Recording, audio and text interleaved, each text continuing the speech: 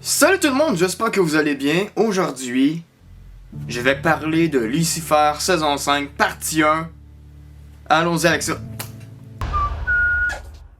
Hello, bad guys. You're here. Yes, I got a bit bored, so I thought I'd pop back up. Lucifer's acting different. I was in hell for thousands of years. A few things might have changed. Lucifer 2.0. Bon, quoi dire sur cette saison 5 de Lucifer? Du moins la partie 1, parce que la partie 2 n'est pas encore diffusée par Netflix. Bon, la partie 1, en fait, elle va être mitigée par certaines personnes. Pour ma part, je considère que c'est la plus réussie jusqu'à date, sachant que pour ma part, j'avais beaucoup apprécié la saison 2, qui était nettement meilleure que la 1, la 3 et la 4. Disons que la partie 1 s'en vient pour égaler la saison 2. Il y a beaucoup de retournements de situation. Ça permet justement l'accroissement des personnages dans leur développement personnel, parce que sinon il y avait toujours Lucifer de Morningstar qui était toujours la vedette. Ça a permis justement à d'autres personnages d'être mis de l'avant pour développer leur storyline. Mais pour vrai, il y a beaucoup d'intrigues que je m'attendais pas à voir dans cette partie 1 là, que j'ai été beaucoup surpris avec ça. Bon, ben suite à ça, parlons un peu des personnages et de l'histoire que dégage cette partie 1. En fait, faut parler un petit peu justement de la fin de la saison 4 parce que ça suit un peu les déroulements pour le début de la saison 5.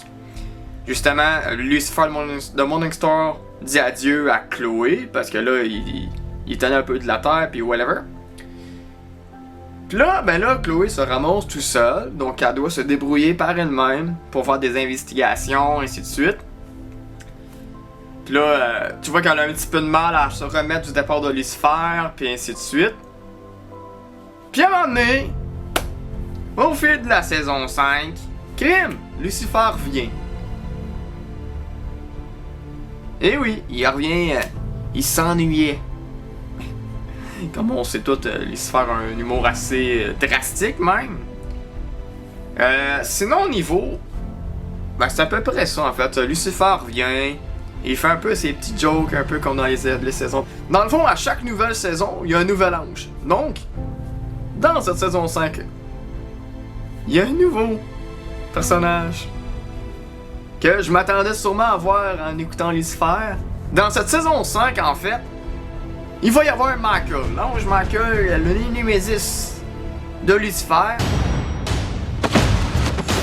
How could you go home without me? I'm not Lucifer! Lucifer told me he had a twin brother. Nice to meet you. I'm Michael. Pour ceux qui ont vu Supernatural, ils vont comprendre ce que je veux mentionner là-dessus.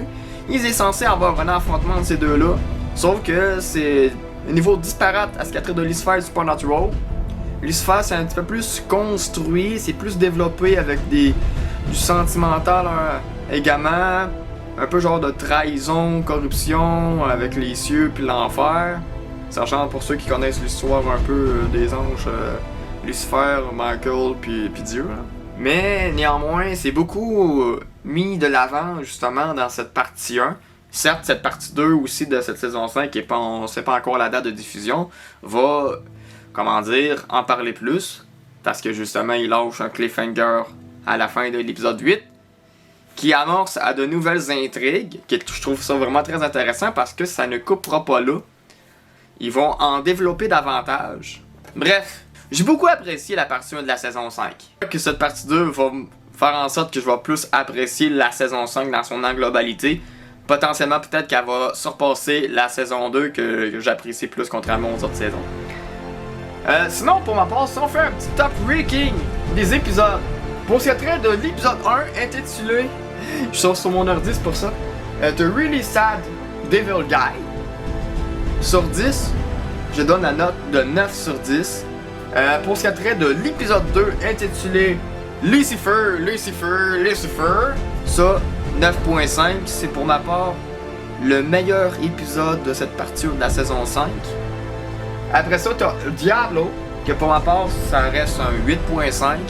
Pour l'épisode 4, que c'est l'épisode que je trouve le plus, pour rapport, déconcertant de cette partie 1-là. Je tripe pas trop ce qui a trait des épisodes musicaux. Je trouve que ça l'enlève de l'ampleur, malgré même qu'ils tentent avec ingéniosité de pouvoir mettre quelque chose pour renouveler des principes de conceptuels. Mais ça m'a comme un peu décroché, puis c'est un peu disparate contrairement aux autres contenus, puis c'est pour ça que justement je donne moindrement un 7.